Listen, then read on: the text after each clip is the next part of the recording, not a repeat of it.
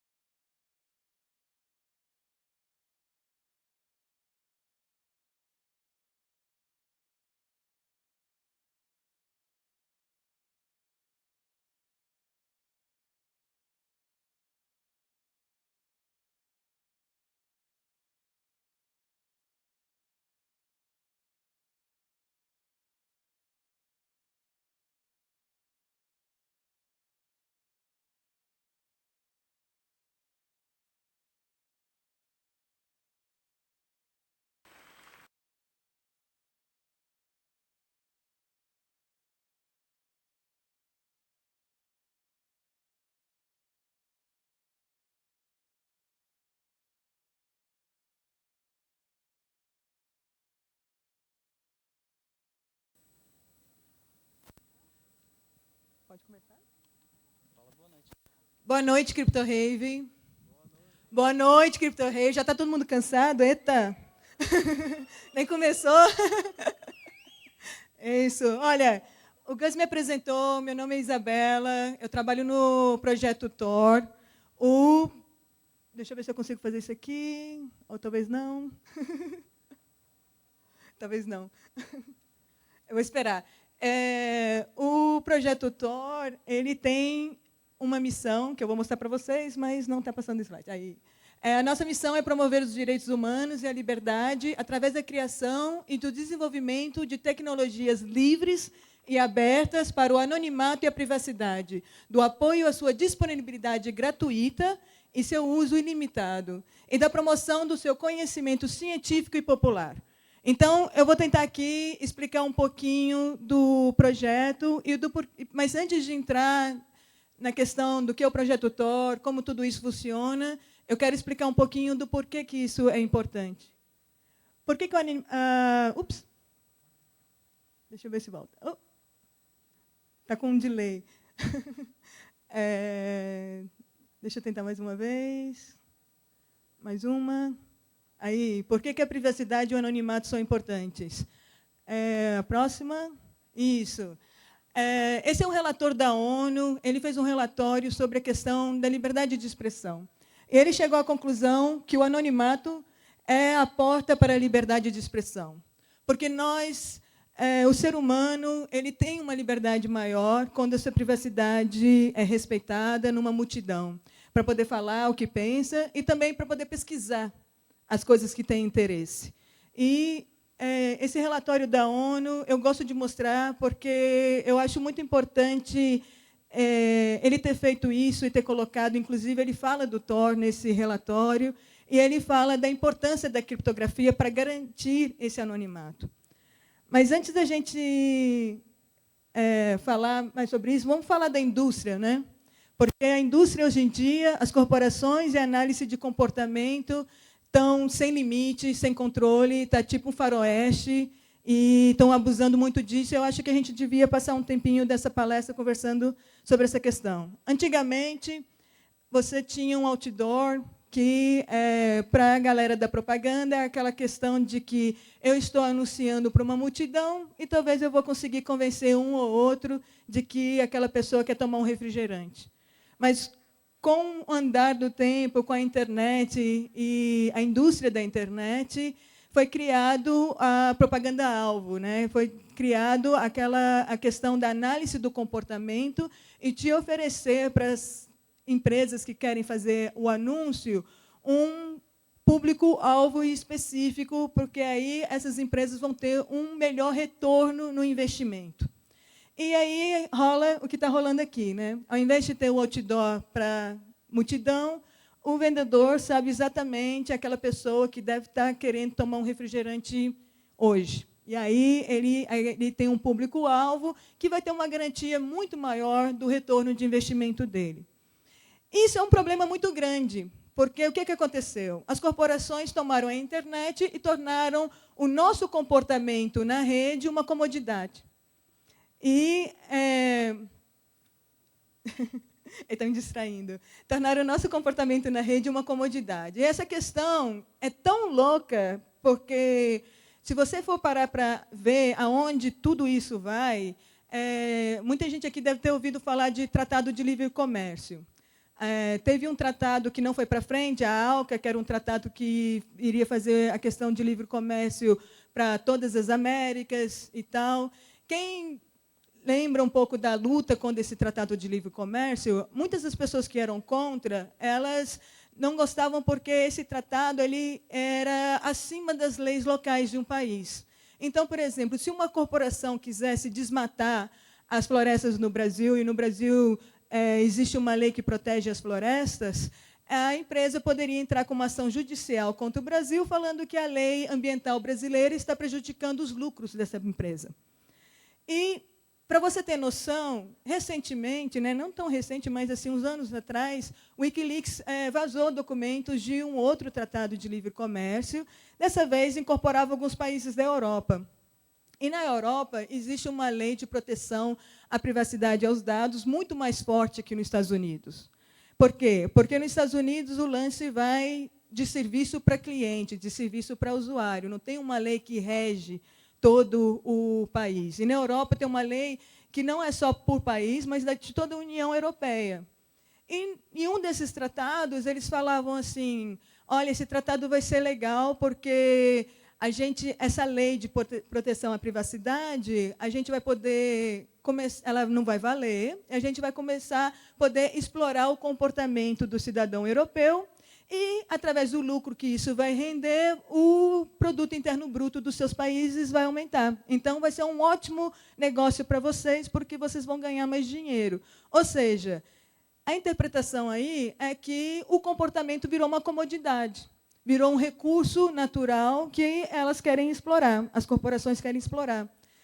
E foi isso que a gente tem, é isso que eu quero falar muito dessa questão da indústria. Como que a indústria está errada em explorar a internet, que é uma ferramenta que deveria ser para a liberdade de informação, de acesso e distribuição de informação, uma ferramenta que poderia construir tantas ideias legais, tantas conversas legais, as pessoas que estão utilizando essa ferramenta serem exploradas. O comportamento dessas pessoas virarem um recurso natural que as corporações agora querem explorar. Então, vou passar para o próximo. E elas nunca vão parar de te vigiar, sinceramente. Elas sabem o que você está interessado no momento que você coloca na busca do Google o que você está pensando. E o pensamento que você coloca na busca do Google é aquele pensamento sem filtro, que vem na sua cabeça e você escreve lá. E isso é um pensamento muito pessoal. É uma coisa muito pessoal, quando você tem esse pensamento sem filtro. Porque numa conversa com qualquer colega, um parente, você tem um filtro, de uma certa forma. E ali você sente que você está num ambiente sozinho, protegido, né? E você sente uma liberdade, que é uma liberdade falsa, porque eles estão explorando o seu interesse. E aí eles começam a conectar, né? Vamos pensando no exemplo do Google, eles começam a conectar o seu interesse com anúncios. E esses anúncios, as pessoas começam a colocar no site delas, porque elas começam a ganhar um dinheirinho com isso. Aí aquele papo, né, no meio no começo dos anos 2000, mais ou menos, assim, a galera falava, eu não fiz nada e ganhei uma grana no meu site. Mas aí começou o Google também a aprender não somente qual era o seu interesse, qual que era o resultado que mais lhe foi mais interessante para você, mas o que você fazia dentro daquele site. Porque, além de ter os anúncios, o Google também começou a oferecer uma ferramenta de análise, né, de métricas, que é o Google Analytics, que as pessoas que tinham esses sites colocaram no site deles, porque elas começaram a pensar, espera aí, eu estou ganhando dinheiro do Google, mas como é que eles estão contabilizando isso? Como que eu sei quanto que o Google quer me pagar e por que ele está me pagando? Então, aí criou aquela coisa do page view, né, da quantidade de cliques e tudo mais, que foi uma forma de contar e saber quanto que o Google deveria te dar pelo seu site. Então, muita gente colocou isso no site deles. Então, isso passa muita informação para o Google. E ele sabe agora o que você está fazendo dentro do site que você visitou, que saiu no resultado da busca dele. E eu queria deixar também bem claro que muitos navegadores têm aquela aba privada, o incognito, que a galera usa. Tem um site de busca que a missão deles também é preservar a privacidade e o anonimato, que chama DuckDuckGo. E eles, recentemente, fizeram uma pesquisa nos Estados Unidos e perguntando para as pessoas o que elas achavam que a aba privada, esse modo incognito, fazia. E muita gente tinha a impressão incorreta de que, ao usar essa aba, o Google não sabia o que eles estavam buscando. E isso é falso. Essa aba não dá esse tipo de proteção. Essa aba realmente não cria um nível de privacidade que a maioria das pessoas pensavam que criava. Cerca de 64% dos entrevistados tinha essa impressão errada da aba privada, do modo incognito. E também isso acontece quando você não está logado, por exemplo. Eu, antes de sair visitando sites, eu estou no Facebook, eu faço sign out, eu, né, saio da minha conta, e aí eu penso que eu estou seguro. Não está seguro. Mesmo não estando logado no Facebook, o Facebook está colhendo toda a informação de todos os sites que você está visitando. Aí você pensa assim, então eu não vou nem criar uma conta no Facebook. Mas também não adianta, porque cada site que você visita, que tem aquele botãozinho de compartilhar do Facebook, ou botãozinho de curtir do Facebook, também está coletando informação de você. Esse é o perfil sombra, que eles chamam. O perfil sombra é o perfil de uma pessoa que ainda não tem conta no Facebook. E eles estão armazenando informação sobre você. Então, literalmente, eles estão criando cada vez mais tecnologias para te vigiar, mesmo quando você toma o cuidado de, ou a escolha pessoal, não vou ter uma conta nessa plataforma, eles estão invadindo a sua privacidade. Agora, o próximo. E existe uma quantidade enorme de abuso na indústria. Na parte mesmo, eu trabalhei na indústria, eu vou falar aqui das coisas internas. Por exemplo, a busca inversa. O que é a busca inversa? Quando você está criando uma conta no Twitter ou no Facebook, tem sempre ali na parte de criação de conta a opção para você compartilhar os seus contatos. Aí eu sou uma pessoa que falo, não quero que o Facebook saiba quem são meus amigos. Eu não vou compartilhar os meus contratos. Mas mesmo eu tomando essa decisão consciente, o Facebook não está nem aí. Sabe o que as pessoas na indústria falam? Não tem importância se eles não compartilharem o contato. Sabe o que eu vou fazer? Eu vou pegar o endereço de e-mail dele e vou olhar todo mundo que compartilhou o contato e ver se ele está lá no meio, porque aí eu vou descobrir quem é amigo dele do mesmo jeito. E eles fazem isso também com o seu telefone. Por que hoje em dia tem um empurrão, uma noia tão grande para você começar a criar conta também com o seu telefone, e não somente com o seu e-mail? Porque a sua rede social de e-mail já não é mais atraente para eles. Porque já não é uma rede tão pessoal quanto a rede social de contatos de número de telefone que você tem. Então, tem um interesse muito grande de conseguir o seu número de telefone. Lógico que tem aí questões de segurança. Eles nunca vão falar isso abertamente para você. Eles vão falar, põe o seu número de telefone porque é uma questão de segurança. E é verdade. Você ter o Two-Factor Authenticator, que é aquele ali que você coloca a sua senha, depois chega um códigozinho por mensagem de texto e você faz o login. É legal essa forma de segurança? Sim, é muito legal e realmente é uma coisa mais segura do que você colocar somente a sua senha. Mas o que acontece? O pessoal força você, eles usam essa fala, mas, na realidade, eles querem o seu número de telefone porque eles querem ter essa rede social que é muito mais valiosa do que a rede de e-mail, porque, durante o decorrer do tempo, foi isso que as empresas de redes sociais, principalmente, começaram a perceber, que as pessoas que compartilhavam o telefone encontravam amigos mais valiosos do que e-mails. Outra coisa também, por exemplo, você tem um Android e o telefone é da Apple, iOS. É muito legal você ler o manual do desenvolvedor, da desenvolvedora desses aparelhos. Por quê? Desses sistemas operacionais. Eu não sei se mudou, mas 4 anos atrás, eu conversava com engenheiros que falavam assim, não sei para que a gente está pedindo, trabalhando no Android. Né? Eu falava, não sei por que a gente está pedindo permissão, porque na hora que o cara instala o aplicativo, eu já sei o número de telefone dele. E aí, quem que falava o lance da permissão era o quê? Era uma questão legal, era uma questão de proteger a empresa, não era uma questão pensando no usuário. Então, é uma quantidade enorme de abuso. A outra quantidade de abuso é na própria usabilidade, na interface de usuário. Por exemplo, você está lá criando a sua continha, aí chega lá a parte de compartilhar seus contatos. E existe, às vezes, nem tem a opção para pular essa parte. Aí os caras começam a pegar a mão, a galera começa a chiar, os caras vão lá colocar a opção para pular. Aí eles colocam aquele botão cinza no fundo cinza, que ninguém nem consegue perceber que existe e acaba compartilhando. É uma outra forma de manipulação das pessoas para conseguir os dados dela.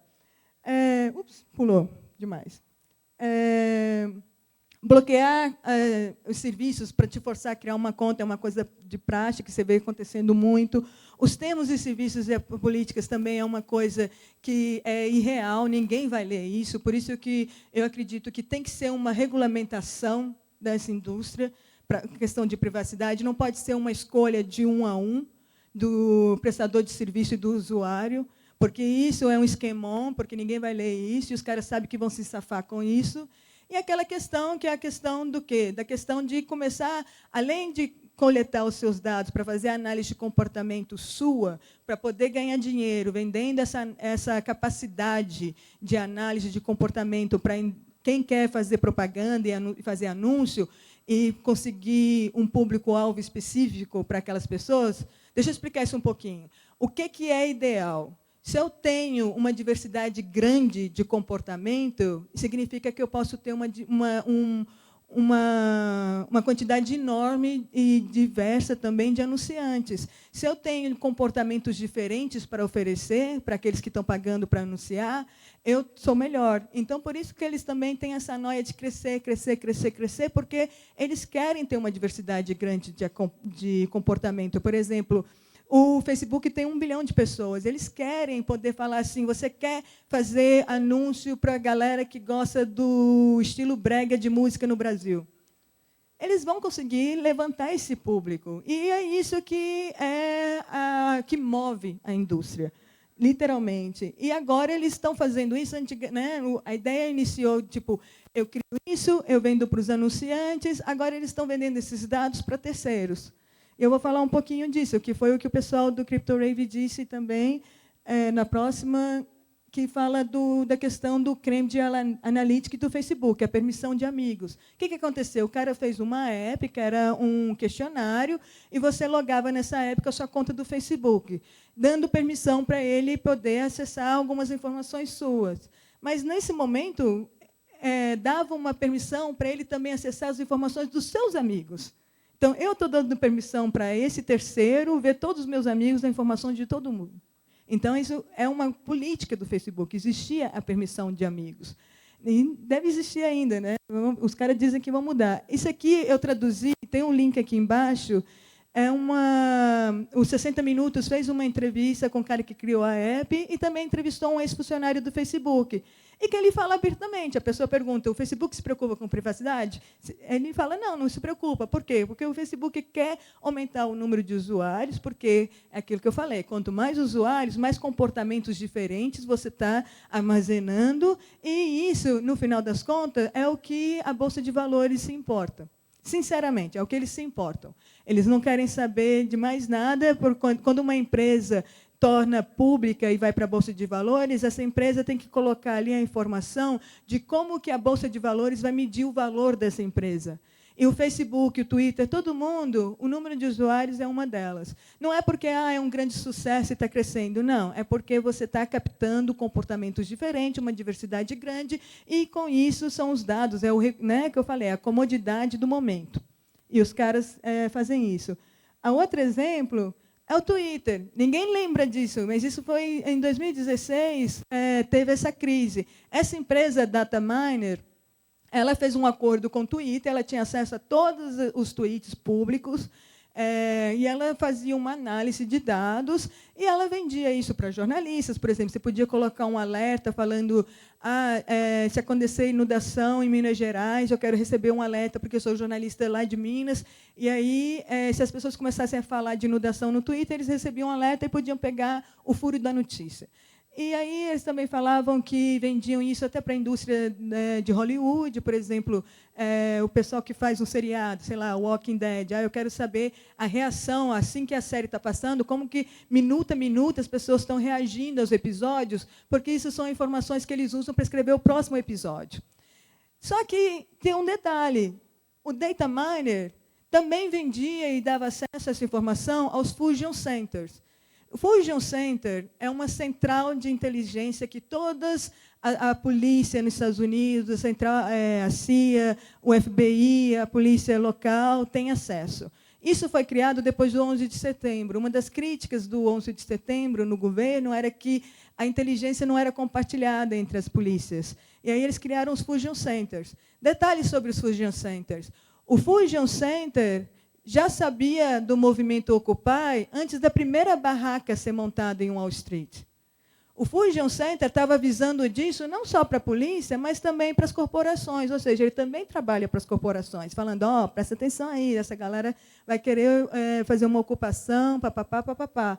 Os Fusion Centers, hoje em dia, estão espionando e alimentando corporações, provavelmente, a polícia, tudo do movimento Black Lives Matter nos Estados Unidos. A gente tem documentos do governo que o movimento conseguiu, que comprovam isso. Então, esse é o Fusion Center. Aí, na hora que sai a notícia que o data miner está dando essa informação para o Fusion Center, o Twitter faz de bobo e vai lá, ups, não sabia, vou cortar o contrato. Sabia, não tem como não saber. Entendeu? E o próximo chega... Deixa eu ver se eu consigo. Ups. Nesse cara aqui, né? O Snowden. Está aí com o adesivo do Tor no computador dele. Que, né, vazou os documentos, informou todo mundo sobre o sistema de vigilância massiva. E os Fusion Centers fazem parte disso. Eles, como seria assim, a espionagem doméstica para a própria população que está nos Estados Unidos. E eu estou fazendo essa ligação por quê? Porque não tem como a indústria e a forma como a indústria criou de criar dinheiro em cima da internet, tornando o comportamento humano uma comodidade, um recurso natural a ser explorado, não fazer parte disso aí. Não tem como. Tá aí o exemplo do Fusion Center com o Twitter, e tem muitos outros. A gente viu aí que nos slides do Snowden, as provedoras de internet facilitando o processo de coletagem de dados. Você viu aí as fabricantes de roteadores dos hardwares que são utilizados na rede, facilitando esse processo. E isso acontece. Eu gosto também de explicar uma coisa, né, porque não quero deixar também todo mundo muito noiado, mas o lance da vigilância massiva acontece de duas formas. Eles estão acumulando e armazenando o dado de todo mundo. Se você utilizou celular ou internet nos últimos 10 anos, pode ter certeza que está arquivado. Não é uma monitoração ativa em massa ainda. Ou seja, eles não estão sabendo o que todo mundo está fazendo o tempo todo. Eles têm aquelas pessoas que são alvos, esse cara aqui é um alvo, e eles fazem essa monitoração ativa dos alvos, mas também faz uma monitoração ativa de primeiro e segundo grau de relacionamento dos alvos. Então, aí você pode ter uma noção da expansão dessa monitoração ativa. Mas ainda não é uma monitoração ativa de toda a população mundial. Mas aí entra um detalhe muito interessante, que é um termo que o pessoal aí de direito deve conhecer, que é o termo da criminalidade retroativa. Ou seja, o que eles estão fazendo hoje em dia? Se eles me prendem hoje, sem uma razão clara de estar me prendendo hoje, eles olham esses dados que foram armazenados e procuram alguma coisa no passado que pode me criminalizar. Esse é um termo que a polícia está utilizando, criminalização retroativa. E, para isso, também serve o sistema de vigilância massiva, para poder, se hoje você vira um problema, e eu não tenho uma desculpa boa para te prender, eu te prendo e depois eu descubro uma razão que pode criar um caso para você estar preso. Então, vamos passar para o próximo. E aí chega o Tor. Eu vou passar um videozinho rapidinho com legenda em português para tentar explicar um pouco a ideia do Tor, e aí a gente segue adiante. Deixar o pessoal passar o vídeo.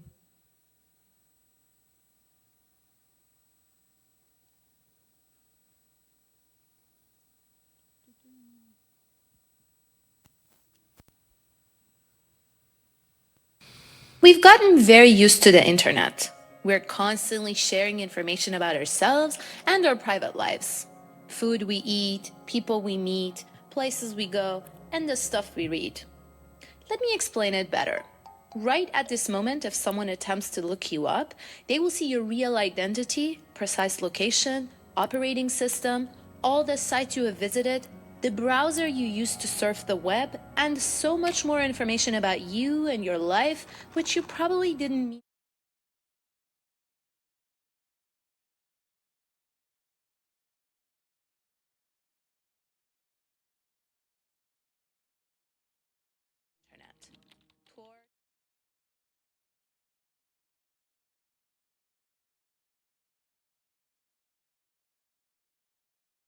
Communicate anonymously over the internet.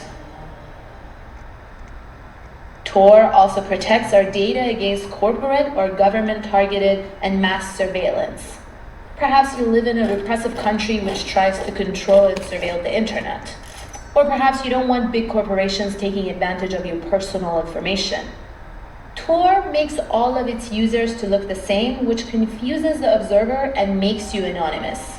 So the more people use the Tor network, the stronger it gets, as it's easier to hide in a crowd of people who look exactly the same.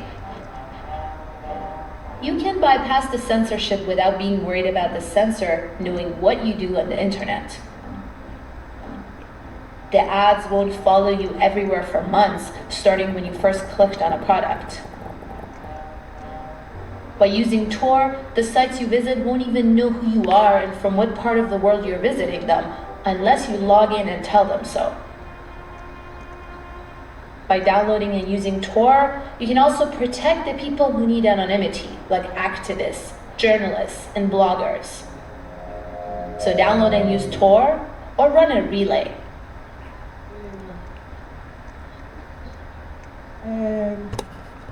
Então, deixa eu voltar para o slide, pessoal, ajudar. Próximo. Então, o que é o Tor?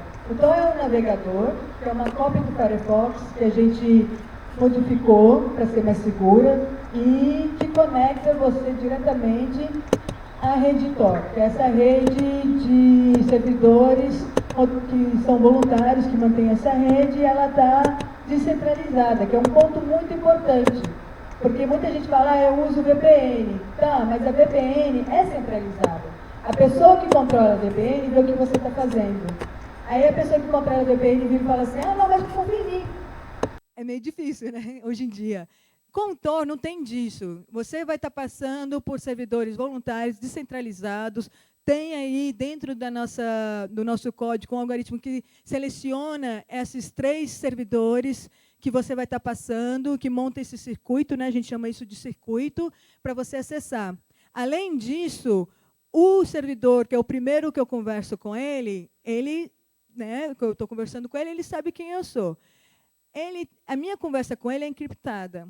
Esse servidor, na hora que ele conversa com o segundo, ele cria uma outra camada de criptografia que eu já não consigo ver e só os 2 conseguem conversar. Então, o segundo já não sabe quem sou eu, não consegue voltar um passo atrás e descobrir quem sou eu. Esse segundo só sabe que ele tem que passar uma informação para um terceiro servidor, que a gente chama de servidor de saída. Esse servidor de saída, ele sabe quem é o segundo servidor, mas ele não tem a mínima ideia de quem que é o primeiro servidor e muito menos quem sou eu. Ele só sabe que tem um pedido aí para abrir uma página de um site. Beleza. O Tor é um pouquinho mais que isso. Próximo slide. Isso aí é um desenho de um carinha que trampa no Tor que eu acho muito legal, que explica um pouco o que é o Tor. Então, vamos pensar aqui um pouquinho. Ali onde estão aqueles prédios grandes é a internet. Essa casinha aqui, pequenininha aqui embaixo, sou eu quero chegar na internet. Então, eu vou passar pelo primeiro ponto de entrada, que a gente chama de guarda, que é o primeiro servidor. Depois, eu vou passar ali naquela encruzilhada no meio, que a gente é o relay do meio, né? E depois eu vou sair ali, está ali escrito exit, eu estou saindo para a internet. Isso é legal, isso funciona. Mas e aí quando os caras bloqueiam o Tor? O que acontece? A gente também tem as pontes. Aí tem uma pontezinha, você está vendo o muro, está bloqueado. Com a pontezinha você consegue passar a censura. Ao invés de ter o primeiro servidor, que é o guarda, você vai usar uma ponte, você entra no servidor do meio e você consegue sair para a internet. E aqui embaixo tem uma outra versão, que é tipo uma internet escondida, que eu vou falar mais disso mais para frente, que são os serviços ONIO. Próximo slide. Tor e a censura. Então, vamos conversar mais um pouco sobre isso. Primeiro, próximo, a gente também mede a censura na internet. No Tor, nós temos um projeto, que é o projeto UNI, que é o Observatório Aberto da Interferência da Rede. É um software livre, que as pessoas podem baixar no celular, ou no seu computador, ou até mesmo rodar no Raspberry Pi, e ele possui uma quantidade enorme de testes que vão verificar não só se sites estão bloqueados, mas se tem algumas coisas na sua rede que pode estar causando a censura. E eu vou deixar aqui uma propaganda, que amanhã tem uma fala minha também, que é o Brasil 2018, que eu vou estar explicando mais sobre o UNI, a importância de monitorar a internet no Brasil nesse ano de eleições contra a censura, para poder também fazer essa campanha para a galera poder baixar, e eu vou explicar direitinho como isso funciona. Se você quiser ajudar na campanha, entender um pouquinho, é só colar lá. Próximo slide. Isso aqui eu escrevi quando rolou o bloqueio do WhatsApp no Brasil. O Uni serviu para a gente descobrir como que esse bloqueio estava acontecendo e saber que, por exemplo, o Tor era bom para poder passar a censura. Então, a gente divulgou para a galera baixar. Esse aqui é um aplicativo para Android, chama Orbot. Funciona mais ou menos como uma VPN, mas passa pela rede do Tor.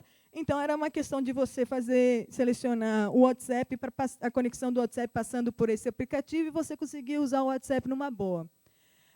Mas 10 mil pessoas começaram, conexões do Brasil apareceram na rede Tor, naquele dia, que foi uma questão de um dia, essa censura, e aumento de 20% a 30% de download desse aplicativo, que a gente viu. Próximo slide. Ali está o pontinho azul. No nosso site de métricas, eu quero explicar um pouco também como que isso funciona. A gente toma muito cuidado na hora de qualquer dado da rede. Por exemplo, se a gente tem ideia, vamos tentar descobrir isso. Vários cientistas analisam e procuram formas de ataques que essa informação pode prejudicar a rede, pode prejudicar a segurança da rede e a segurança do usuário. Então, quando a gente vê usuários na rede, na real, a gente não sabe quantas pessoas estão na rede. Esse número aí é uma estimativa de um momento, de uma média das conexões que ocorreram na rede. Conexões, pode ser usuários, pode ser robôs, a gente não sabe. Mas aí a gente viu esse aumento, justamente no dia que rolou o bloqueio do WhatsApp no Brasil. E no nosso site de métricas, quando vai para cima, tem um pontinho azul. Quando vai para baixo, a gente tem o pontinho vermelho. O que significa quando o gráfico vai para baixo? Significa que o Tor está sendo bloqueado, está rolando uma censura. Então, é um pouquinho uma forma que a gente encontrou de poder visualizar esses que o pessoal fala de spike, que é um crescimento espontâneo, ou talvez um crescimento rápido, espontâneo. Próximo. E quando censura o Tor, o que faz? Isso aí é um gráficozinho legal que a gente criou para tentar ensinar a galera, e eu vou passar umas dicas para vocês. Próximo. A gente tem um projetinho que chama GetTor. O GetTor funciona para quando bloqueiam a página do Tor. Eu estava vindo para cá de Belo Horizonte, no aeroporto de Belo Horizonte, você não consegue acessar a página do Tor. E, então, nesses casos, você quer baixar o navegador Tor no aeroporto de Belo Horizonte, você pode usar o GetTor. Você não precisa entrar na página para baixar. E tem formas diferentes. É um robozinho, você pode mandar um e-mail, ele vai fazer as perguntas de sistema operacional e idioma e vai te mandar o link. Você responde por e-mail, ele te manda o link para baixar. Também tem o cliente de bate-papo XMPP, que você pode usar, e também tem uma conta no Twitter. Se você mandar uma mensagem direta para essa conta no Twitter, ela vai responder e você interage com esse robozinho e consegue um link para baixar o Tor. Próximo slide. E tem as pontes. Lembra as pontes que eu falei naquele desenho? Se você está tentando conectar na rede Tor, tem várias formas de censurarem a rede Tor. Por exemplo, aquele primeiro servidor, o guarda, são IPs públicos. Então, o sensor pode simplesmente olhar todos os IPs de servidores guarda e bloquear todos eles. E aí você não consegue conectar no Tor. E tem uma outra forma de bloqueio, que é mais sofisticada, que é uma análise dos pacotes de rede, que eles olham e falam, isso aqui parece com Tor, e eles vão lá e bloqueiam o Tor. A gente tem diversas pontes que funcionam para diversos casos de censura. E você pode estar utilizando uma dessas pontes para poder conectar na rede Tor. Inclusive, eu gostaria de falar aqui que agora nós estamos sofrendo um problema com uma das soluções que nós temos, que é essa solução que inspeciona os pacotes, e que não importa você usar um IP diferente, porque ela está inspecionando o pacote que está passando pela rede, e sabe que é a rede Tor. A gente tinha uma solução que chama Domain Fronting, que é todos esses serviços de nuvem do Google, da Amazon, eles têm a possibilidade de você passar. Eu vou explicar de uma forma bem básica, para poder também correr aqui com a apresentação, não demorar muito. Mas seria simplesmente assim, o sensor, a gente ia estar passando pela conexão do domínio, da conexão de nuvem da Amazon, do Google, e depois que saísse dali, a gente entrava na rede Tor. Então, para o sensor, ele olhava e ele pensava que era alguém acessando um serviço do Google, alguém acessando um serviço da Amazon. Por que isso é interessante para a gente? Porque é muito mais custoso bloquear todo o serviço de nuvem da Amazon do que bloquear o Tor. Então, isso seria um impacto muito maior na sociedade se o censor resolver fazer isso. Infelizmente, recentemente, essas empresas dizem que agora aprenderam que a gente estava fazendo isso e estão removendo a possibilidade de a gente utilizar essa tecnologia e estão bloqueando. Então, vocês devem ver aí, se você olhar o blog do pessoal do Signo, que é um aplicativo de criptografia para mensagem e ligações, né, de telefone, o pessoal também utilizava essa tecnologia anti-censura e eles fizeram um blog post muito bacana explicando, mostrando um e-mail da Amazon, falando que iam bloquear eles de fazerem isso, patati, patatá. Então, o Google, a Amazon, começou todo mundo a cortar o barato da galera e limar essa possibilidade. A gente ainda está conversando, está tentando explicar que é importante, que ajuda muitas pessoas, que, por exemplo, o Signal utiliza isso para as pessoas no Egito. Há 1 ano e meio, o Signal foi bloqueado no Egito, e a única forma de usar o Signal no Egito é através dessa forma de burlar a censura. E é isso que está rolando. Próximo slide. Então, a rede Tor. Vamos falar um pouquinho. Próximo. Isso é legal, porque você pode ver que tem um crescimento enorme depois do ano de 2013. 2013 foi quando o Snowden falou a revelação dele, né, da espionagem massiva. Então, teve uma resposta legal de uma galera que viu o Tor, que, inclusive, uma das coisas que o Snowden vazou foi uma apresentação de slides da NSA sobre o Tor, que o título era o Tor Fed, porque os caras não conseguiam quebrar o Tor. Aí eles reclamando da vida, o Tor é difícil, não sei o quê, bababá. E, enfim, uma galera começou a ajudar.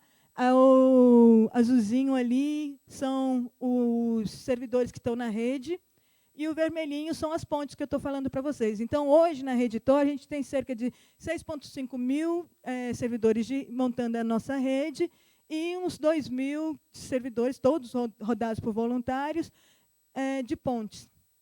Próximo. Aí está a banda disponível da rede, né? Também tem ali o crescimento. Cresceu o servidor, cresce a banda. Em verdinho é o que... como é que fala em português? Que é anunciado, né, pelos servidores. Eles falam, eu tenho não sei quantos de banda.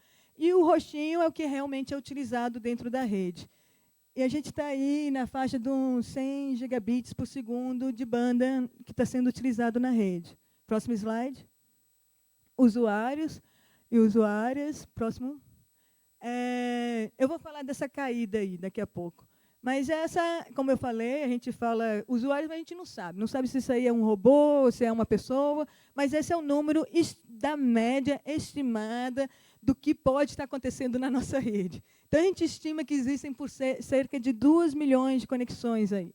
Mas é muito difícil saber se é realmente 2 milhões de conexões, se as conexões de hoje são as mesmas conexões de amanhã. Não tem, a gente não faz essa contagem, não faz esse rastreamento.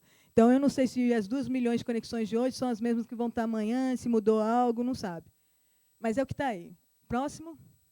Isso aí é a galera que está no Brasil. Está aí na faixa de uns 25, 30 mil conexões vindas do Brasil, diretas da rede Tor, não estão usando pontes. Próximo. Essas são as conexões globais, né, que estão usando pontes. Você vê que aí é um número bem menor, cerca de 40 mil. Próximo. E no Brasil está aí na faixa dos 1.500. Tem umas caídas aí nesse gráfico também. O nosso servidor de ponte caiu, então, às vezes, reflete isso no gráfico. Mas não quer dizer que as pontes foram bloqueadas no Brasil. Às vezes, também é uma caída mesmo. As pessoas param de usar e o negócio cai. Mais uma vez, a gente não tem como rastrear isso, eu não tenho como explicar isso para vocês agora. Tem que fazer uma pesquisa, é um trabalho muito longo de pesquisa mesmo. Muita gente na universidade ajuda a gente, e isso é uma coisa que eu vou falar mais tarde. Próximo. Então, eu vou falar um pouco da comunidade. O Tor é um software livre. E a gente tem uma ONG, como o Gus falou, eu trabalho nessa ONG. Atualmente, a Sherry Steele é a diretora executiva da ONG, mas ela vai se aposentar no final do ano. E, no processo de seleção, eu fui escolhida para ser a próxima. Ali, essa bolinha fala um pouco da ONG. São mais ou menos umas 30 pessoas pagas pelo projeto Tor. e tem as outras 8 pessoas do nosso conselho administrativo, que é voluntários que ajudam a aconselhar, como é que fala? Literalmente, esse conselho administrativo vão ser o meu chefe. Eles ficam de olho no que eu estou fazendo, na diretora executiva, né, o que a pessoa está fazendo, e dá conselho para a organização. Depois tem esse segundo círculo, que aí chega a galera que é voluntária, a galera que contribui com o código, é software livre, a galera que faz treinamento, a galera que faz pesquisa. Nós temos muitas universidades, muitos estudantes pesquisando o Tor. Deve ter cerca, no mundo inteiro, cerca de 20 papers publicados por pesquisadores sobre a rede Tor. E isso é legal porque a galera fala assim... como que a gente sabe que o Tor é seguro? Aí eu falo para você, olha, o código é aberto, qualquer um pode averiguar que é seguro. Aí aquela pergunta, mas quem está olhando? Eu posso falar para você que tem aí 200 papers por ano de pessoas que estão olhando. E que estão averiguando não só se são seguros, mas essas pessoas ajudam muito a gente porque elas fazem pesquisas e informam para a gente possíveis ataques que possam vir a ocorrer, que nem chegaram a ocorrer. Então, a gente já começa a trabalhar para melhorar a rede de forma segura, antes mesmo que os ataques ocorram, porque os pesquisadores em laboratório fazem a reprodução desses ataques, falam, aqui tem um ponto fraco, eu publico o paper, e a gente faz uma colaboração também com essas universidades, trabalha junto, muito dessa galera vai nos encontros do Tor. O Tor é uma ONG, mas quem trabalha no Tor, está todo mundo dispersado, assim, todo mundo trabalha remoto. E 2 vezes por ano a gente faz um encontro. E, apesar de ter 30 pessoas pagas, esses encontros chegam a cerca de 80 a 100 pessoas. E muita galera que está nesse encontro são os pesquisadores e pesquisadoras que estão ajudando a gente a melhorar o Tor. E tem uma galera também, muito estudante aí que colabora, que participa. A gente faz parte do Google Summer of Code. Esse ano a gente não participou, mas todo ano que a gente não participa, a gente faz o nosso próprio. A gente fala o verão da privacidade e consegue uma graninha aí para ajudar uns estudantes que querem trabalhar e ajudar o Tor. Enfim, e aí tem essa parte maior, que é a parte da galera que está mantendo os servidores na rede, a galera que está fazendo também projetos que utilizam Tor. Vai ter aí uma apresentação amanhã, eu recomendo, do sistema operacional super seguro, que é o TELS. E o TELS, uma das coisas que ele faz é fazer toda a sua conexão, né, no computador passar pelo Tor. E tem muitos outros projetos que utilizam Tor. E os usuários, que aí é uma estimativa aí dos 2 milhões. Próximo slide. Os serviços Onion. Deixa eu falar um pouco disso. Primeira coisa, não existe a Dark Web e não existe a Deep Web. Tá? Isso aí é uma coisa que a mídia inventa para poder dar aí... os caras hacker, é tudo muito louco, tem a Dark Web, tem a Deep Web, e que se você entrar lá dentro, os caras vão te achar e vão hackear o seu computador, e vai ser uma loucura. Isso aí é blá, blá, blá da mídia, é coisa que a mídia quer fazer para poder vender jornal. Isso não existe, tá? Isso aí, a Deep Web, a Dark Web não existe. A Dark Web que eles falam é os serviços Onion. E os serviços Onion nada mais é que dar uma tecnologia onde as pessoas têm a possibilidade de criar um site ou um serviço de forma anônima. Ou seja, da mesma forma que o Tor permite que uma pessoa pode acessar um conteúdo de forma anônima, a gente também permite uma pessoa distribuir conteúdo de forma anônima. E isso é extremamente importante. Vou dar um exemplo aqui para o Brasil. No Brasil, o aborto é ilegal. E se eu criar um site aqui no Brasil que ajuda mulheres a fazer um aborto de forma segura, eu estou cometendo um crime, porque eu vou estar ajudando uma pessoa a cometer um crime. Mas eu posso fazer esse site como serviço Onion e tudo fica de boa. E é isso que é a ideia do serviço Onion. Então, quando você vê aí na mídia ou vídeo de YouTube, Deep Web, Dark Web, é furada. Tá? É galera que não está entendendo o que está falando e está inventando aí um monte de blá, blá, blá, porque isso não existe. Próximo slide. Os serviços Onion, a versão número 2, que é a versão antiga, que ainda está rodando por aí, você vai reconhecer eles, que são de vários caracteres, .onion. Na versão 2, são 16 números e letras. E na versão 3, que a gente lançou, são 56. E tem uma razão para isso, uma razão de segurança. E aumentou aí a segurança do serviço, aumentar o domínio do serviço, né? A quantidade de caracteres. Próximo slide. Você só consegue acessar um serviço ONIO estando dentro da rede do Tor. Você não vai conseguir colocar aquele domínio .onio que estava ali no seu navegador normal e acessar. Não vai rolar.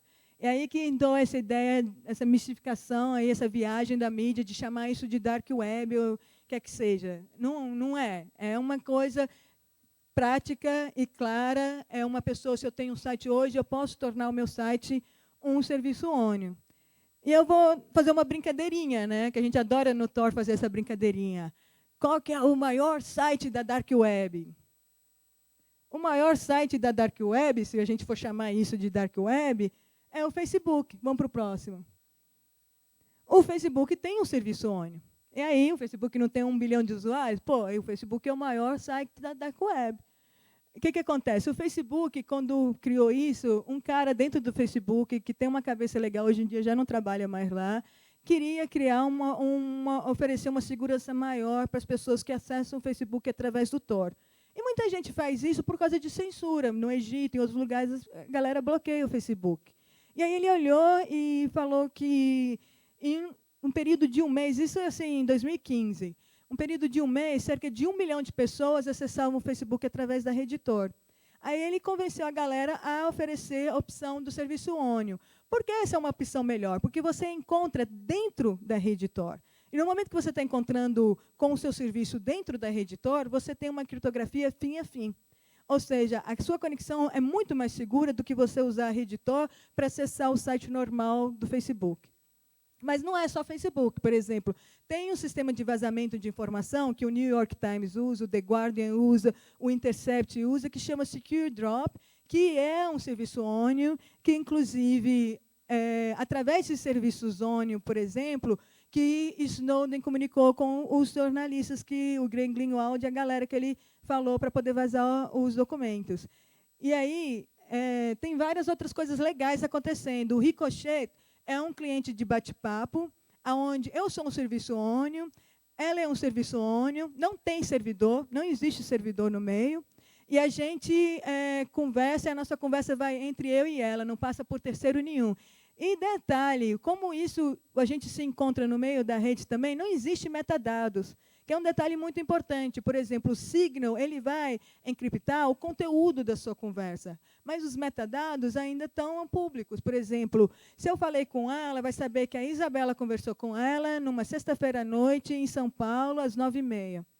Aí a Isabela conversou com outra pessoa e a frequência, e tudo isso, esses metadados, eles criam uma informação, um mapeamento de comportamento que dá, se você for correlacionar os dados, dá uma visão muito maior do comportamento da pessoa, que é, às vezes, o próprio conteúdo que está protegido.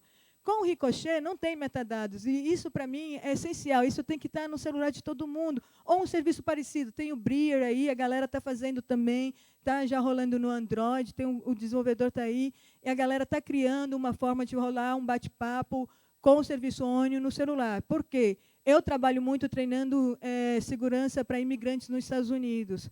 E tem um caso nos Estados Unidos de um garoto de 23 anos, salvadorenho, que entrou ilegalmente nos Estados Unidos, foi fichado, estava dirigindo bêbado, então, com a onda aí, que não é do Trump, porque o Obama deportava para caramba também, a galera começou a utilizar os serviços de vigilância massiva para poder rastrear e deportar imigrante.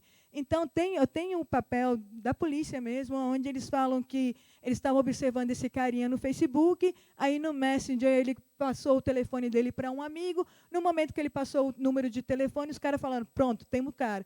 Eles usaram uma tecnologia que chama Stingray, que ela finge ser uma torre de celulares, e através desse número eles conseguiram localizar onde o cara estava em Detroit e deportá-lo.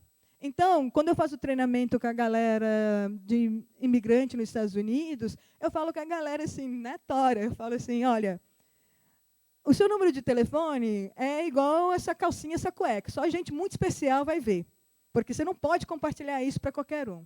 Aí eu ensino a criar formas alternativas de você ter outros números que não são rastreados até o seu celular e proteger aquele número original do seu celular. E se tivesse se o pessoal estivesse usando bate-papos como Brier, como Ricochet, essas pessoas estariam seguras. Eu tenho um amigo que teve que esconder o pai dele, que é ilegal, e o pai dele agora está morando num local escondido.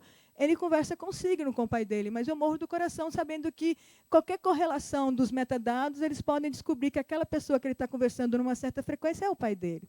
Enfim, é muito importante isso. Onion Share é um serviço tipo assim, Dropbox e tal, que você pode compartilhar arquivos, criando um serviço Onion temporário que você passa para o seu amigo e ele abre no navegador Tor e baixa o arquivo. Então, você não precisa mais usar Dropbox, nada. Você pode usar o Onion Share para compartilhar os seus arquivos. Inclusive, essa tecnologia, essa alternativa foi criada por causa do Snowden, porque os jornalistas tinham que compartilhar os arquivos e um cara do Intercept criou isso, para poder ter uma forma segura. E a internet das coisas, que é outro lugar que não tem segurança nenhuma, que está aí um faroeste, cada um faz o que quer, do jeito que quer.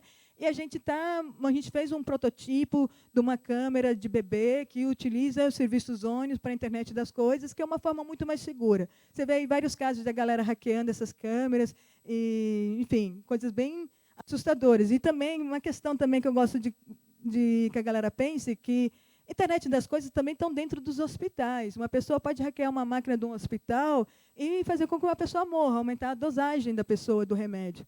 Próximo slide. Aqui é o exemplo do Intercept, usando o Secure Drop, que é o sistema de vazamento de informação, que é um serviço Onion. E aqui, no navegador Tor, a gente tem aí, mostra o circuito.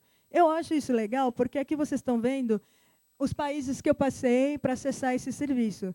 E aí tem 3 também, não tem? Mas não fala quais são os países que aquele serviço passou para encontrar comigo. Por quê? Porque é questão de privacidade, é o anonimato de quem está oferecendo o serviço. Mas você vê ali que eu não saio da rede. Eu encontrei com o serviço dentro da rede. Próximo.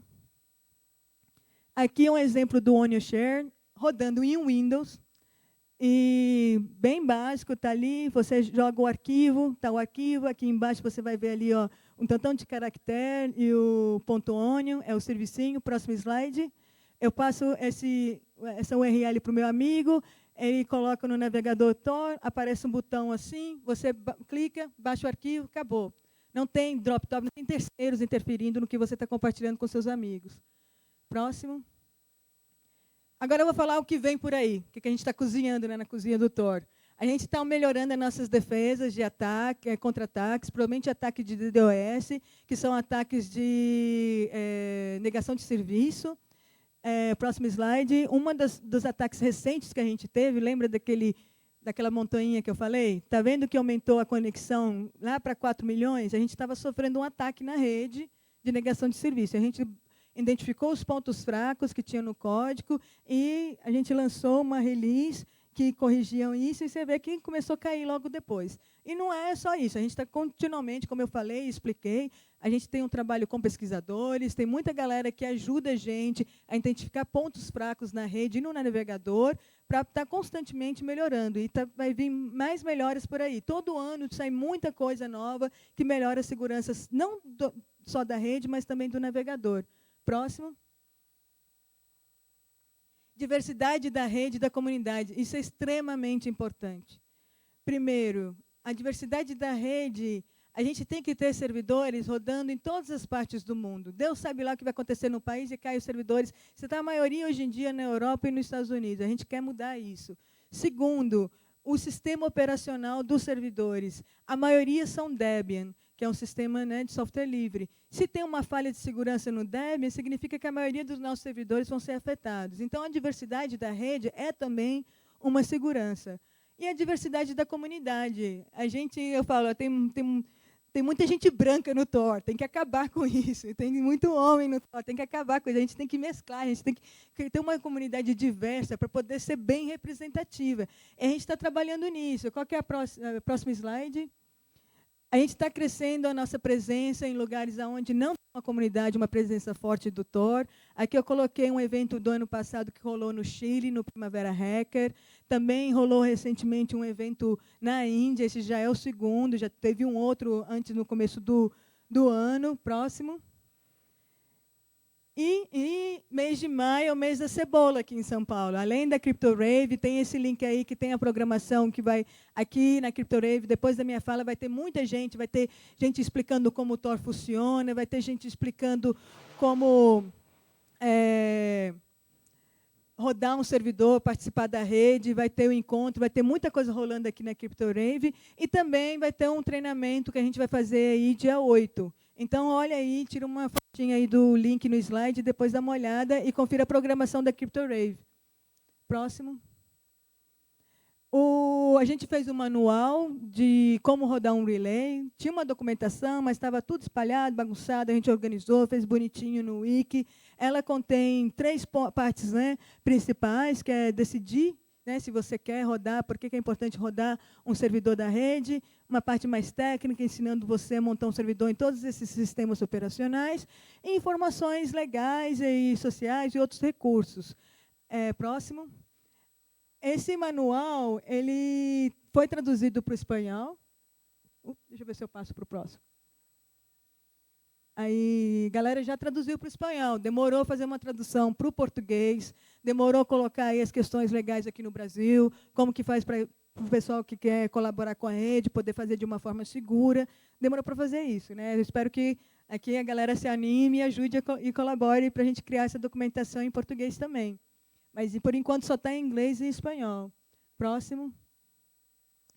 A gente também está melhorando a nossa rede. Eu sei, todo mundo sabe, que uma das maiores reclamações da rede Tor é a lentidão da rede.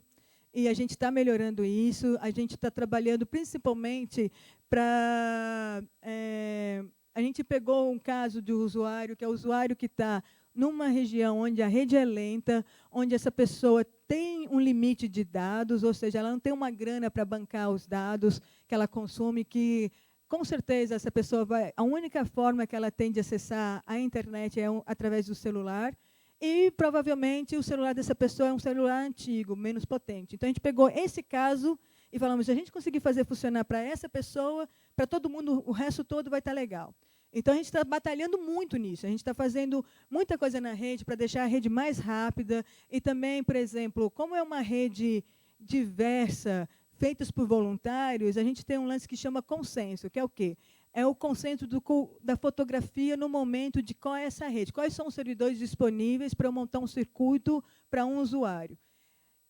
A gente não tinha um cuidado com isso, pensando nas pessoas que têm poucos dados, que têm um limite de dados. Por exemplo, antes, a gente fazia uma pessoa que estava conectada à rede Tor baixar esse consenso a cada hora. Hoje em dia, a gente já não faz isso. Por exemplo, a cada hora, em vez de você baixar todo o consenso da rede, você só baixa a diferença. E isso você consome menos dados. Outra coisa também, a gente começou a perceber que a gente consome bateria de celular para caramba, que a gente consome a CPU do celular. Então, a gente está melhorando o funcionamento da rede para consumir menos, com entendimento que muita gente tem celular antigo, que se você coloca um negócio desse, chupa a bateria em 2 segundos, com essa visão de poder fazer as coisas melhores para esse usuário. Próximo. A gente está montando um time específico anti-censura, as pontes, né? É uma galera que não vai somente trabalhar em formas de como bular a censura, mas também em formas de como identificar a censura que está ocorrendo, possíveis formas de censura, e fazer essas pesquisas e tudo, ser proativo, né? Então, a gente está montando um time específico para isso, que hoje em dia são... pessoal que trabalha montando o código da rede, está fazendo esse mesmo serviço e está ficando meio que... como é que fala? A galera não tem tempo, então a gente tem que montar um time específico para isso, para responder de forma rápida. Próximo. A gente também vai melhorar muito a experiência do usuário. A gente tem aqui a Antonella, que trabalha com a gente nisso. O site vai rolar um redesign do site, o site vai ser traduzido. Eu sei que é um problema enorme ter um site em inglês, e também é muito conteúdo naquele site, então a gente está mudando isso. Isso aqui é um preview, não é o final, é só um processo, a gente ainda está no processo final, mas está começando, vai ficar legal, vai ter umas ilustrações, estamos colocando muito carinho nesse trabalho. Próximo. E, para poder fazer isso, a gente tem que reorganizar. Tem muita informação no nosso site. Então, a gente vai criar outros portais. O site do Tor vai virar um site para o usuário novo, que cola lá, vai entender o que é a rede, como baixar o navegador e como usar.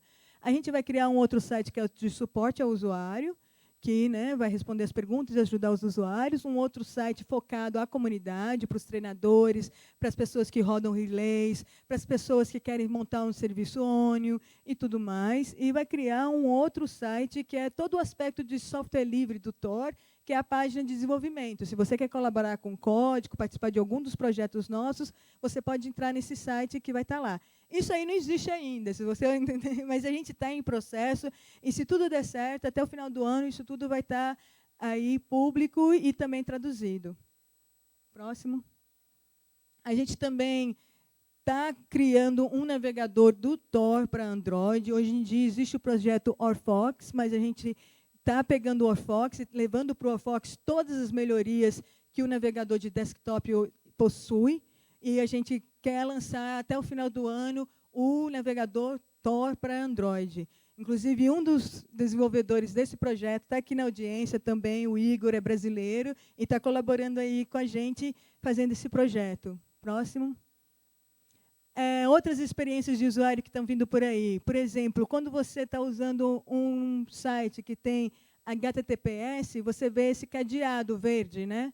A experiência com o serviço ONIO é uma experiência distinta, porque é uma experiência que uma segurança muito maior que o HTTPS. Então, a gente quer passar essa dica para o usuário. E a nossa ideia é, quando você está acessando o serviço ONIO, ao invés de aparecer o cadeado, vai aparecer a cebolinha. E a gente está começando a implementar isso agora. Tem gente trabalhando fazendo isso agora já. Próximo.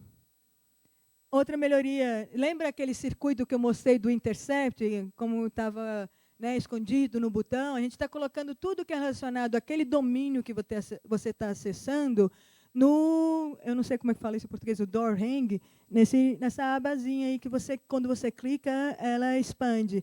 Aí você vai poder ver o circuito do Tor, você vai poder pedir um circuito novo, se você quiser, que é para melhorar o entendimento que aquilo ali está relacionado àquele domínio que você está acessando. Porque a gente tem outras configurações no navegador Tor que não é por domínio, são configurações globais. Então, isso é para poder tentar diferenciar, ajudar o usuário a entender o que é por domínio e o que é global. Próximo. Aí, aonde e como?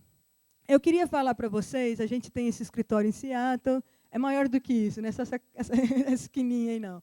Mas trabalha aí umas 5 pessoas nesse escritório e o resto está todo mundo espalhado. Agora, próximo, a parte do dinheiro. O Tor recebe dinheiro de governos, inclusive do governo dos Estados Unidos. Tem um fundo de ciência e pesquisa que a gente recebe o dinheiro. Esse dinheiro é compartilhado entre a gente e a universidade. Então, todas as universidades que a gente faz parceria, está dinheiro envolvido desse fundo de pesquisa. Tem dinheiro do Departamento de como é que chama? Direitos Humanos e Trabalho, que é do Departamento de Estado, que eles têm um fundo de liberdade na internet. Aí a teoria da conspiração, né? Como que eu posso confiar uma coisa que tem dinheiro dos Estados Unidos no meio? Aí eu volto a dizer, a questão da gente ter não somente um software livre que pode ser averiguado, mas que temos pessoas espalhadas pelo mundo inteiro que estão averiguando isso, de diversas universidades. Existem cerca de 200 pesquisas publicadas por ano sobre o Tor. Então, se tivesse alguma coisa ali que colocasse qualquer pessoa em risco, já teria sido descoberto. Mas também não queremos ficar dependentes dessa galera, não. E, inclusive, assim, eu coloquei outros países que a gente recebe governo da Suécia, a gente recebe governo da Alemanha.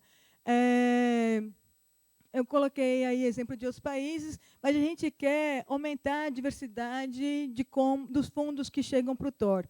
A gente vem trabalhando muito forte em conseguir fundos diretos de indivíduos. A gente fez campanha em 2015, fez a primeira campanha pedindo doação. A gente fez uma outra em 2016, agora fez em 2017. Estamos indo devagarzinho. A gente tem um sonho assim, de ser mais ou menos, sei lá, um Wikipedia, né? Que você vê lá, você está acessando o Wikipedia, aparece aquele carinha lá falando, dá dinheiro aí e tal. A galera consegue arrecadar 10 milhões de dólares naquilo ali, saca? Então, não é, e assim, de doações de 5, 10 conto. Então, não é um sonho impossível. A gente está batalhando muito para não ficar dependente de nenhuma fundação e nenhum governo. Não estamos lá, mas a gente está batalhando. E, inclusive, já diminuiu bastante. Já não, antes era mais do que a metade do dinheiro que vinha de fundo de governo, agora já é menos que a metade. Nós também recebemos doações de fundações privadas e de empresas. A Mozilla, a Fundação Mozilla, ajudou o Thor na última campanha de doação. A Mozilla falou assim, o que a galera der para vocês, a gente vai fazer um match. Então, tipo, se a galera deu $200 mil, a Mozilla vai lá e vai colocar $200 mil. Isso foi muito legal.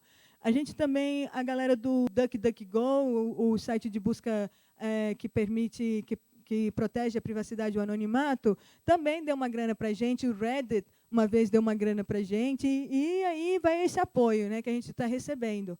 Mas, assim, sinceramente, o sonho do Thor é que a galera que gosta do Thor apoie o Thor e que o Thor sobrevive dessa forma. Nós não estamos lá. Eu também gosto de deixar muito claro que, se fosse alguma teoria da conspiração, por que eu estaria aqui falando sobre isso? Além disso, se você for no site do Thor, nós publicamos as nossas finanças, elas são públicas, qualquer um pode olhar lá, ver todo o dinheiro que entra, como é gasto.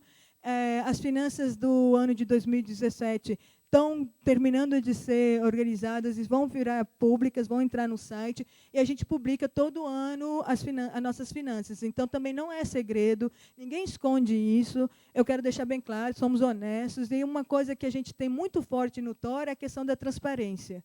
Por exemplo, todas as reuniões do Thor são no IRC. Então, eu faço reunião com cerca de 200 pessoas olhando. E é a questão da transparência. A gente valoriza muito isso. Tem muita gente também que fala, mas você defende a privacidade e deixa tudo aberto? Porque as pessoas só vão confiar na gente se tudo estiver aberto, se tudo estiver transparente. Se as pessoas puderem ver o código, se as pessoas puderem ver as finanças, se as pessoas verem as conversas, e a gente tenta ser o máximo transparente possível. Lógico que tem certas coisas, por exemplo, questão de lei trabalhista. Eu não posso falar questões de um empregado no público, eu vou ser processada, mas, assim, tudo que a gente puder fazer de forma pública, a gente faz. E todo mundo no Thor leva isso de uma forma muito forte mesmo. É uma coisa que a gente nunca vai voltar atrás, eu acho. Nunca vai deixar de ser transparente. Porque todo mundo reconhece que esse é um ponto fundamental para estabelecer a confiança com as pessoas que a gente está querendo ajudar. Então, é uma posição muito forte nossa. Então, qualquer um de vocês que quiserem saber quanto de dinheiro rola dentro do Thor, como que acontecem as coisas, você vai encontrar essa informação no nosso site. Próximo. E é isso, gente. É isso que eu tinha para falar. Muito obrigada. Espero que a galera goste. Eu não sei se vai ter momento para pergunta aí, mas estamos aí. Valeu.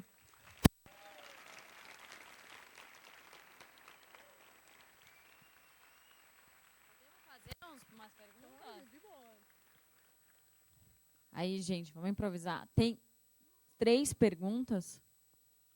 Mulheres. Tem uma pergunta ali, uma pergunta aqui, mais uma. Você pode vir até mim?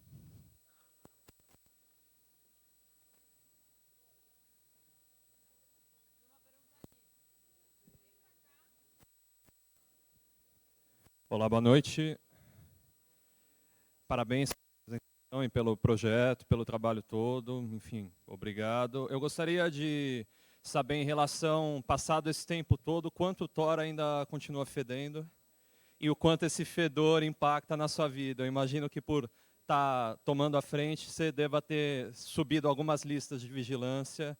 Eu queria saber o quanto isso impacta a sua vida e, do que é sabido, quanto ele continua ainda impactando o destrabalho de todos esses órgãos de vigilância. Isabela, vou fazer as 3 perguntas, aí você responde e a gente vê se dá tempo demais. Boa noite, obrigado pela palestra. Eu queria saber se tem perigo de os governos estarem com relés dentro da rede Tor e o que eles podem obter de informação tendo esses relés dentro da rede Tor. Gente, se alguma mulher quiser fazer uma pergunta. Tá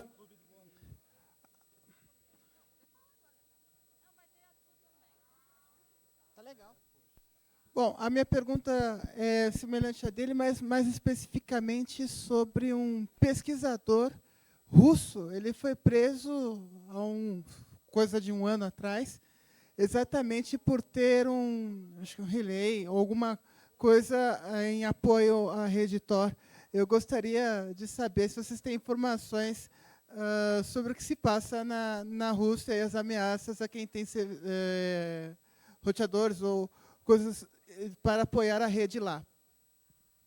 Acho que é uma boa pergunta, né? Saber se as pessoas que querem ser voluntárias do Tor, mantendo um servidor, se elas correm perigos. Beleza. Eu vou tentar responder. Tem mais uma? Tá, beleza. Oi. Eu sou do direito e quando você falou em regulação, eu não consegui deixar de pensar. Acabou de sair a regulação da União Europeia, que foi um grande passo para a privacidade, mas muitos servidores migraram para fora da Irlanda depois disso. Isso vai ser um problema que a Europa vai ter que enfrentar financeiramente e também para a aplicação da lei. Então, como que você pensa que isso poderia ser feito? Então, na primeira pergunta, né, um outro caso que a gente descobriu, por exemplo, vocês devem ter ouvido falar do Hacking Team, que era uma empresa que vendia equipamentos, até mesmo aqui na América Latina e no Brasil, para quem quiser, né, não é só governo, até corporações poderem hackear e tudo mais. A gente analisou, quando saem esses vazamentos, a gente passa uma cara, assim, analisando, olhando tudo, para ver se tem alguma dica, de alguma coisa que eles podem estar explorando para poder hackear o Tor e fazer alguma coisa ruim na rede.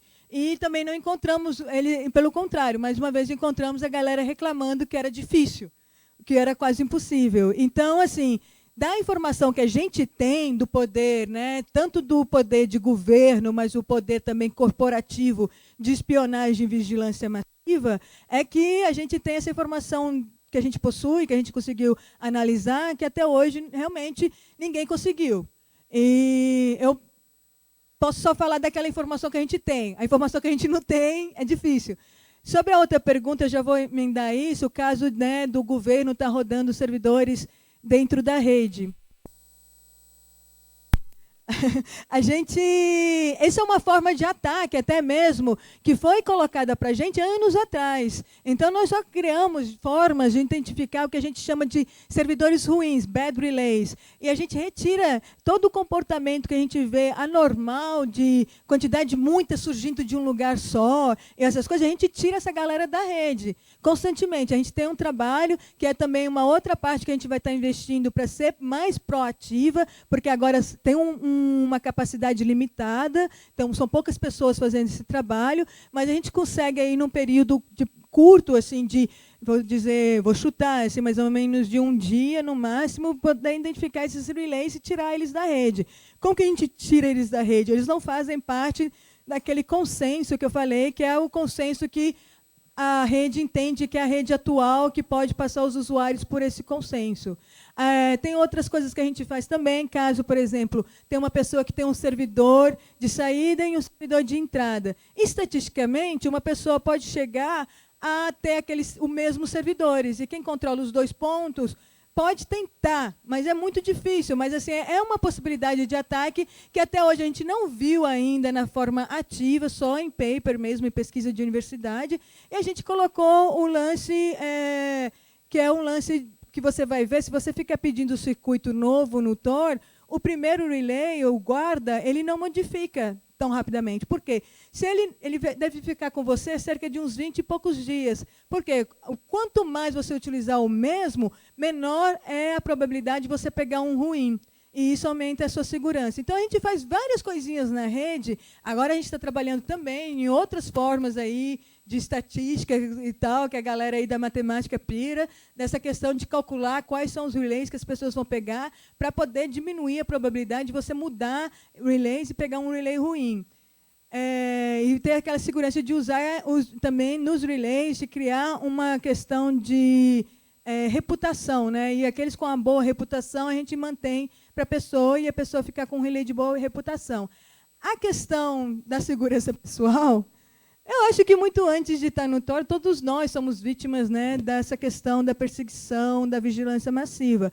Então, eu acho assim, A segurança que eu tenho que tomar é a segurança que todos vocês deveriam tomar. Não sou uma pessoa especial, não estou acima de ninguém, não tem nada disso. Eu acho que todos nós temos que tomar um cuidado, temos que estar protegendo os nossos dados e temos que brigar por isso. Eu vou tentar entrar na questão do... Ixi, acho que vou esquecer uma pergunta, mas vou entrar na questão legal. No Brasil, o anonimato é ilegal. O Brasil, você publicar uma coisa de forma, né, anônima é ilegal. Na lei isso é ilegal, que é uma coisa que veio da época da ditadura. Então, a gente tem um trabalho muito grande aí para fazer nessa parte. Não só na parte da proteção da privacidade, mas também na parte da liberdade de expressão e permitir a liberdade do anonimato no Brasil.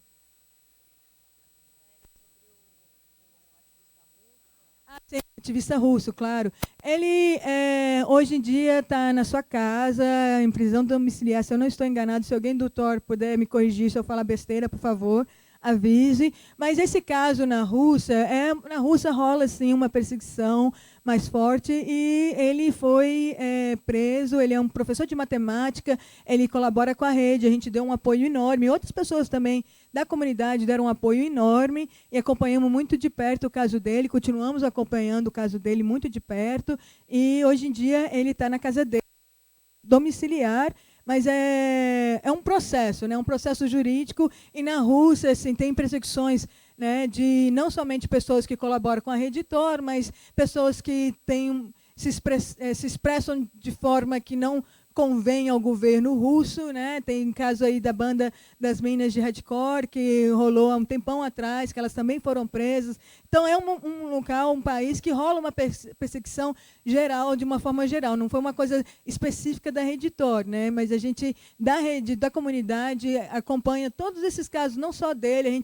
O que chega para a gente tenta ajudar do que a gente pode. Também não somos aí uma coisa muito forte, com muito dinheiro, mas a gente tenta ajudar, faz as ligações, procura saber o que está rolando. E também essa questão que eu falei do manual de como rodar um relay, uma parte legal, a parte legal desse manual, a gente busca as pessoas daquele país para construir isso. Porque ninguém melhor que as pessoas daquele país para fazer isso. E aí, normalmente, o processo é juntar a galera de direito, entendeu? A galera dos advogados, a galera das universidades, o pessoal de direito, e fazer as pesquisas e ver aí as formas de como que você pode fazer isso e ter uma proteção legal ao fazer isso.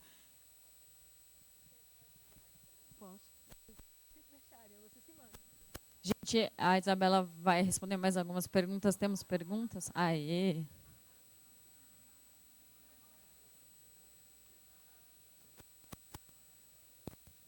Olá. Você falou sobre... Boa noite, né, primeiro. Você falou sobre a questão da questão da segurança dos movimentos, né? Do Vidas Negras Importas, do Black Lives Matter. E eu queria saber se vocês têm pensado em desenvolver algum tipo de trabalho, pensando a segurança desses... não pensando a segurança, né, mas como algum tipo de oficina, e se você tem mais alguns casos, algumas coisas que você possa compartilhar. Aqui no Brasil, especificamente aqui em São Paulo, essa coisa da privacidade, da segurança na internet, ela chegou para alguns movimentos, principalmente estudantil negro, da questão depois de denúncias de racismo ou de fraude em cotas, essas pessoas serem selecionadas e descobertas e agora estarem sofrendo processos judiciais. Claro que não chega... a gente tem uma questão de não pensar a segurança, mas essa era da internet já está chegando nesses movimentos que discutem questão racial. Obrigada. Recentemente, nos Estados Unidos, criaram a classificação do extremismo negro, que é uma classificação para justificar pessoas que podem serem consideradas terroristas domésticos.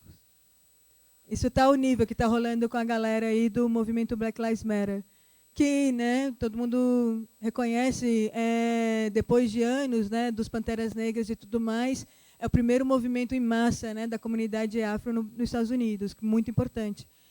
A galera do Tor além das pessoas que trabalham diretamente com o Tor, né, todo mundo que está no Tor faz muito treinamento. Igual eu falei, eu faço muito treinamento. Eu faço treinamento, eu moro em Nova York, no Bronx, que tem uma galera imigrante, assim, muita galera imigrante, e eu faço treinamento constantemente. Às vezes é um treinamento para um pessoal, um grupo grande, às vezes é sentar assim, no McDonald's e ensinar uma pessoa, entendeu? E a gente tenta compartilhar esse conhecimento o tempo todo, de todas as formas. A gente vai fazer um treinamento, vai ter o encontro aqui, muitas atividades na CryptoRave, vai ter esse treinamento no dia 8 também, que é terça-feira, se eu não me engano, que depois a galera pode olhar. Além disso, nós também contamos, né, com a maravilha de ter pessoas interessadas pelo nosso projeto, que aprendem a usar e compartilham esse conhecimento. Então, existem muitos treinadores e treinadoras espalhados pelo mundo que fazem esse trabalho.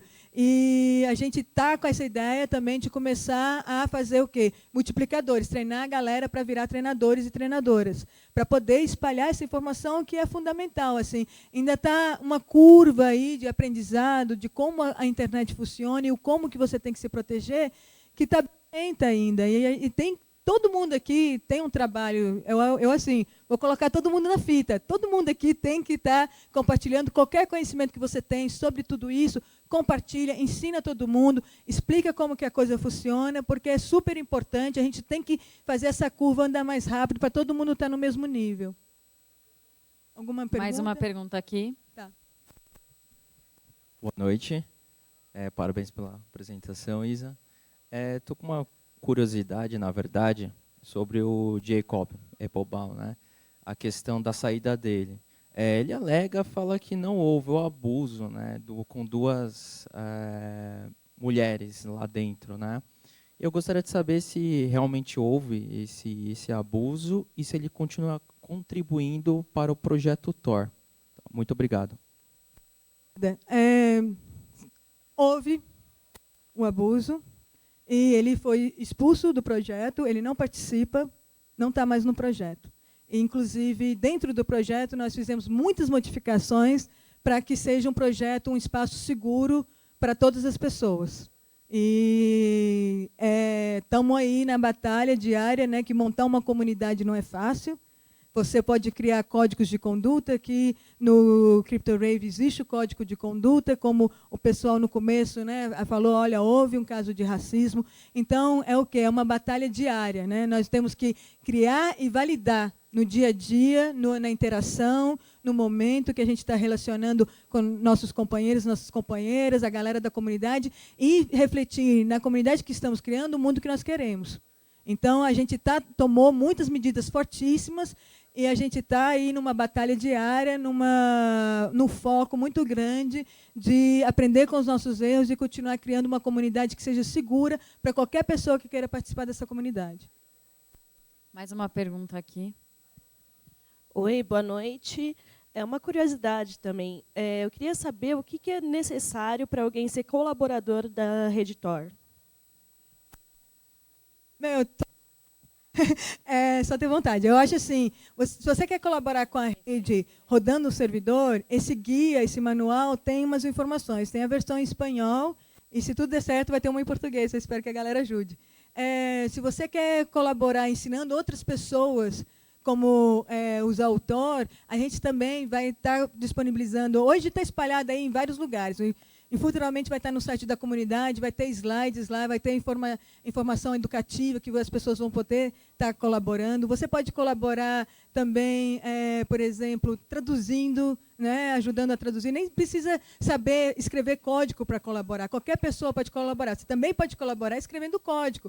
O código é aberto, a gente tem vários projetos diferentes, tem os navegadores, tem a rede, tem as pontes.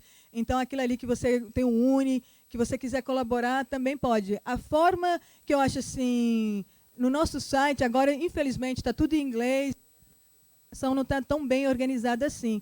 Mas tem uma parte que explica como voluntariar com a rede e aonde nós estamos. Igual eu falei, a gente fica no canal de bate-papo de RC, do servidor OFTC, e tem vários canais. Tem um canal Tor Project, Tor-Project, e tem um canal Tor-Dev, e também tem o canal Tor-South, de sul, em inglês, que aí junta a galera latina, da Índia, de tudo quanto é lugar. E aí ali o negócio fica quente. É muito legal.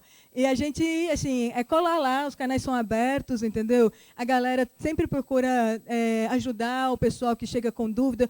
O Tor Proger é mais para questões do projeto, questão de comunidade. O Tor Dev é mais pergunta técnica. E o Tor South é para geral que está querendo aumentar a presença do Tor em lugares onde a presença ainda não é forte. Então, às vezes, até organizar uma oficina, um evento como esse, que você pode explicar para as pessoas, é uma forma de colaborar com a rede.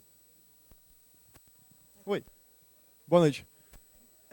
A minha pergunta é assim, a gente sempre teve uma preocupação muito grande, grandes corporações tendo acesso aos nossos dados, tipo assim, quem você citou antes, o Google, Facebook, Amazon e esse tipo de coisa, só que um problema que eu venho percebendo é justamente dessas corporações transformarem esse uso de dados em um negócio muito mais vendável e muito mais acessível às pessoas. Então, por exemplo, eu posso usar o Google AdWords, eu posso usar o Google Analytics, e então, quais são os esforços do Tor, do projeto Tor, para mudar mudar a visão das pessoas de ver que o nosso anonimato e que esse direito à privacidade é muito mais vantajoso do que você, por exemplo, usufruir desse dado da mesma forma que as empresas funcionam. Porque acaba sendo uma forma de você vender para as pessoas, para qualquer pessoa, o mesmo potencial que eles têm enquanto empresa, e quais são os esforços eu queria saber quais são os esforços da Tor para fazer, é mais social, de você entender o valor do seu anonimato desse valor que você vai ter como pequeno para qualquer coisa do tipo. Obrigado. São várias coisas, né? Primeiro, começando com aquela ideia que é essa palestra. A indústria da internet tem que mudar a forma como eles pensam. Mas não pode mais capitalizar em cima dos dados, do comportamento das pessoas. A ideia também de que privacidade privacidade não deveria ser uma opção, deveria ser padrão. A tecnologia pode ser desenvolvida com isso embutido nela. E eu mostrei aqui vários exemplos de bate-papo, de compartilhar arquivo, onde isso está embutido. Não é uma coisa de uma opção. Você quer compartilhar ou não quer? Marca sim ou não? Não. É por padrão, faz parte como é que se fala? Do design técnico da tecnologia, ter aquilo ali como padrão. Aí você pensa assim, a forma que eu gosto de dizer, que o futuro que eu imagino, a gente tem aqui, de um lado, a internet como a indústria entregou para a gente, porque não tinha milhares de possibilidades dessa tecnologia se desenvolver e evoluir durante os anos. Mas as corporações tinham um poder muito maior de ditar como isso acontecia. Então, aqui a gente tem esse tipo de internet que é o que a gente está acostumado. E aqui, desse lado do espectro, tem o Tor. E eu acho que, na medida que o usuário, um detalhe muito legal é você ver a estatística, os números das pessoas que estão colocando o bloqueio de anúncios no seu navegador. A reação das pessoas de colocarem, de rejeição do anúncio e tudo isso, colocarem as extensões, né, os plugins que fazem isso, está modificando o mercado, praticamente. Os sites de notícia, todo mundo está se modificando. Então, é a ação das pessoas que força a mudança do sistema. E eu acho assim, não é só o Tor, somos todos nós. Então, se a gente está aqui desse lado do espectro, demonstrando que é possível, nós temos que fazer com que isso cresça e esse lado aqui fique irrelevante e fique uma coisa que ninguém mais quer, igual a forma de negócios que explorava os anúncios, que agora eles estão tendo que modificar como ganhar dinheiro, porque já não está dando certo mais. Porque a vontade popular colocou aí, começou a bloquear. Estava tendo um crescimento de pessoas instalando isso de 200% ao ano. Isso, assim, dados de 2014, tá ligado? Que a galera coloca aí para... Você acha aí em esses sites, inclusive, que são criados para passar essas informações para os anunciantes. Então, o trabalho de educar, o trabalho de a gente criar prototipos, né, alternativas que são usadas, que estão assim, em produção, como diz na linguagem, né, da indústria. Está aí, está funcionando, tem uma galera usando, está dando certo. E a educação, né, esse processo que eu falei, essa curva de educação, é que a vontade popular vai tornar essa internet que as corporações entregaram para a gente relevante. E aí que vai mudar o negócio. Aí que eu acredito. É a única forma, eu acho. Obrigada, Isabela. Gente, a gente acabou ficando sem tempo. A Isabela já falou, vão ter outros espaços em que ela vai apresentar e outras pessoas do Tor estão aqui hoje na Crypto Rave. Assim, uma grande oportunidade para a gente ter você hoje. Obrigada, Isabela. Olha, eu queria agradecer a galera da Crypto Rave. Isso aqui é muito foda, ter um evento com essa quantidade de gente gratuito. Isso é muito foda. Qualquer evento que fala dessa coisa ali fora, é sem conto que tem que pagar, é uma grana, e isso aí bloqueia o acesso à informação. Eu acho assim, esse evento aqui da Crypto Rave, da forma que vocês fazem, independente, o trabalho pesado da galera voluntária, eu queria assim, é muito foda, é muito do caralho, é muito importante. Muito obrigada. Gente, queria aproveitar para dizer que distribuídos venceremos. Acho que essa ideia da gente replicar conhecimento